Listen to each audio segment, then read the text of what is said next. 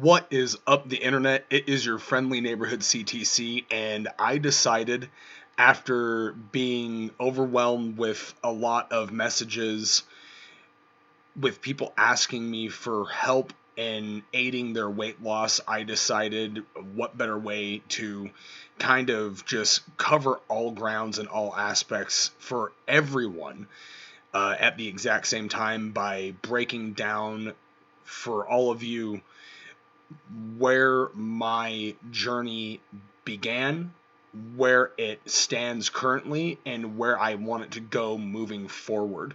So, thank you guys so much for also, you know, supporting me throughout the years and believing me and continuing my journey in the world of professional wrestling. So, as you can see from the picture up here, I was always an overweight kid.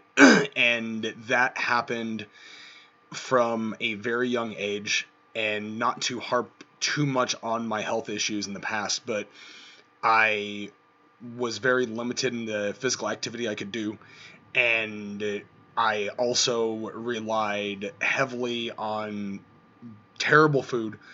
I think the only thing that I ever wanted to eat was breakfast cereal at the point of time this picture was taken. And in this picture, you can see me holding my nephew Jason, which I love you very, very much, and you're a grown man now. So I'm pretty sure that if you do end up seeing this video, it'll be crazy for you to see.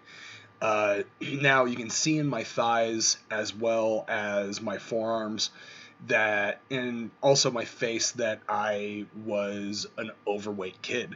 And once again, that was due to the situation that there wasn't too much I could do physically, and I also had a very poor diet, and I had very poor sleeping patterns. And that ended up kind of taking a turn for the worst a few years later. This was in my young teens, and this was in about my mid-teens. And you can see, especially in the bottom right of the picture, kind of where my butt ends up starting is in my lower back. And unfortunately, I was at a disadvantage. I was not able to compete in sports. I was in Taekwondo for a little bit, but eventually I couldn't keep up with it, and I ultimately ended up hitting a pretty drastic change when it was discovered that I had to have the third lobe of my right lung removed. And then when I was 18 years old, I ended up going through the lung surgery, and I lost about 100 pounds from the period of 6 months. And it wasn't the best way to lose weight, but I ended up losing the weight.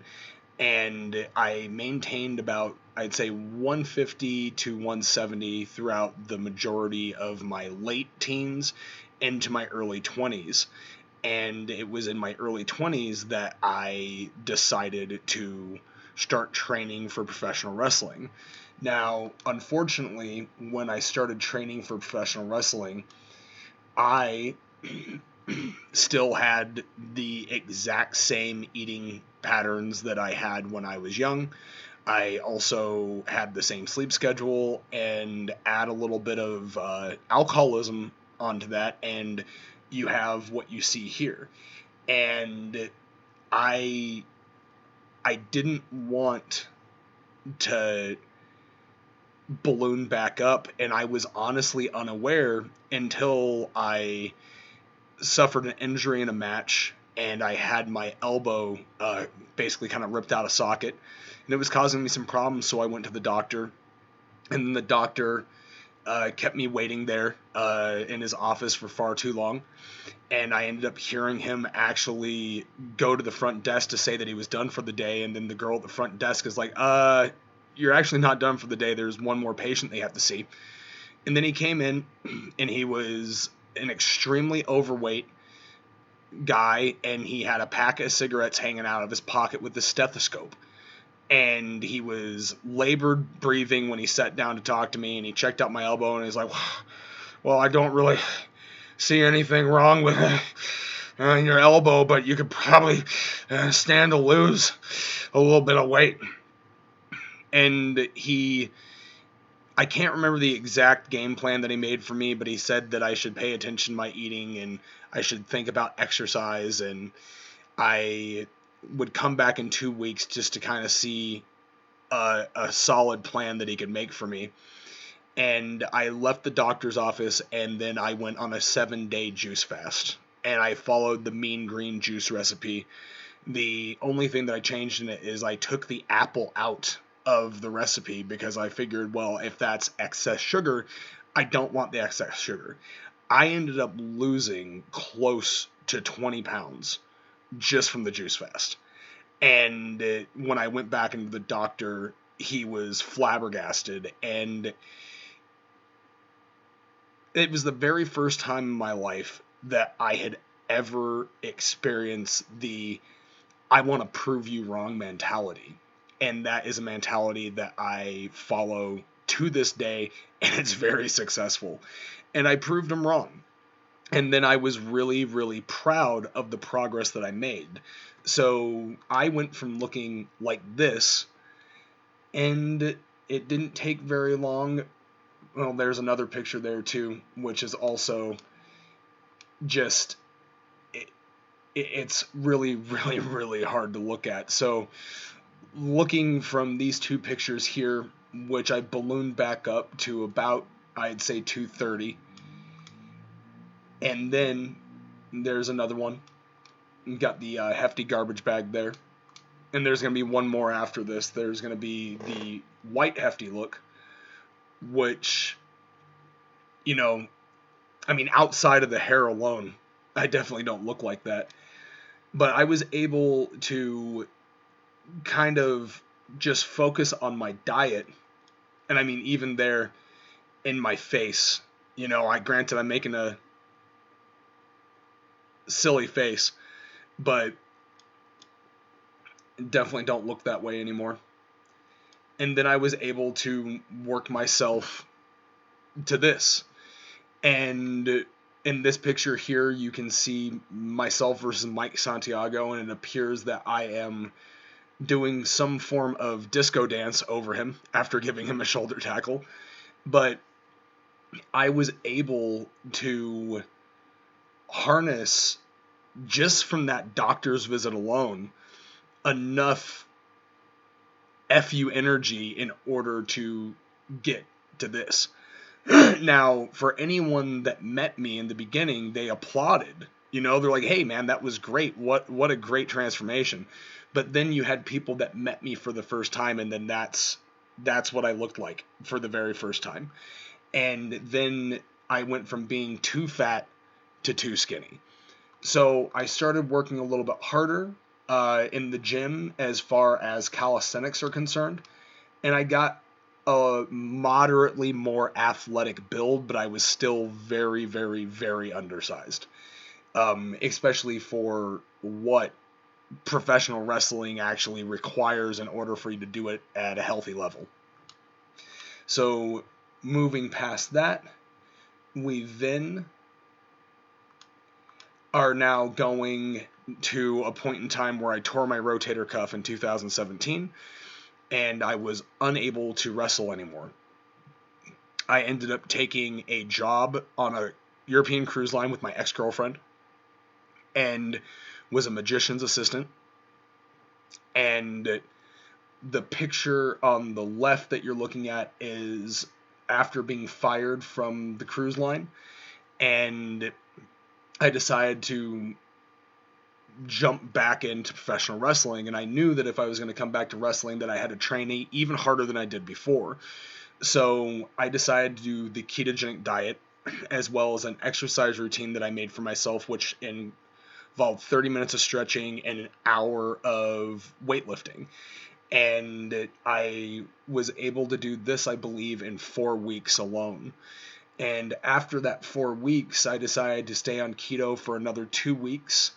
And I combined an intermittent fasting protocol along with, I believe I did a total of 2 hard dry fasts, which is very dangerous, and it works, but you got to be really careful on it. And then I was able to cut down to the leanest that I've ever been, and at that point I knew that it was time to go on a bulk.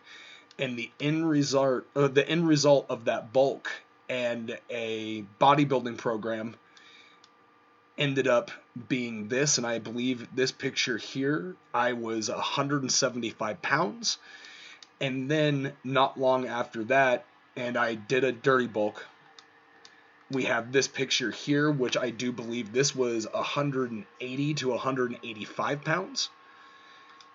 And then that culminated in the peak weight loss that I was able to get. And that this picture was taken at 190 pounds.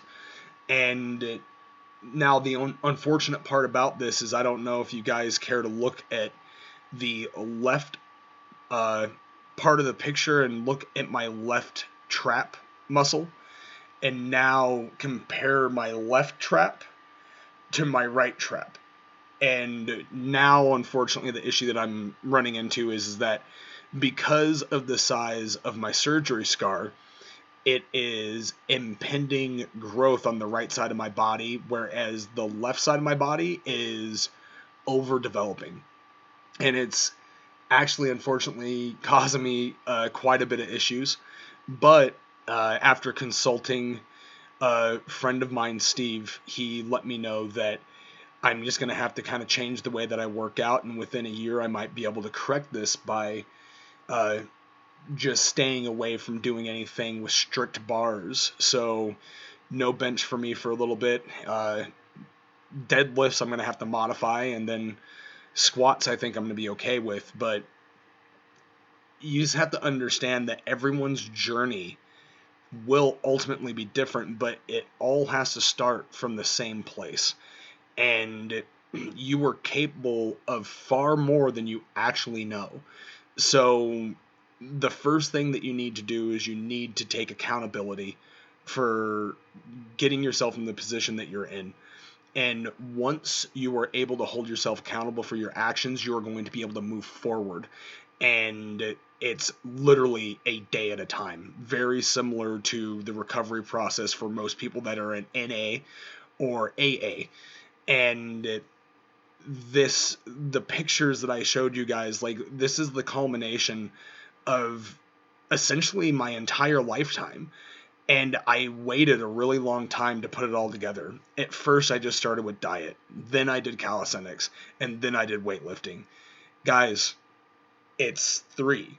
It's all three. And if you were able to do all three, you are going to be able to see results that aren't going to have to, it's not going to take you 10 years in order to achieve what you want to achieve.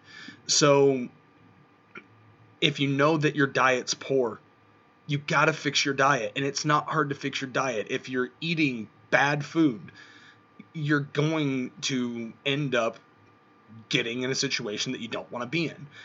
If you have low activity levels, you have to up your activity levels. And I'm not telling everyone to go and be a bodybuilder. I'm not telling everybody to go and be a powerlifter. I'm not telling everyone to go and do CrossFit. But if you pick one, you might see a lot of really great results combined with a diet. And the more time you spend damaging your body, the more time you're going to have to spend in order to correct it. So if you feel like you're getting off a track, now is the time to start, because you don't want to have to put yourself in a situation to where you have to spend years and years in order to get to where you want to be. And for those that are in a situation that have a lot of work to do, there is no shame in doing the work. And it's possible, because I did it, and you can do it too. A lot of people come to me asking me questions, but you already know the answer. And you have to answer those questions for yourself. And then when you are finally ready, then I can help. So thank you for your time, guys. I'm hoping that this video was helpful. And there's going to be a lot more stuff coming. So I appreciate the love. Please like the video. Please subscribe to my YouTube channel. And please share it with people that you might know that might need a little bit of help. And we can all do more. Thank you so much, and I will talk to you soon. Bye-bye.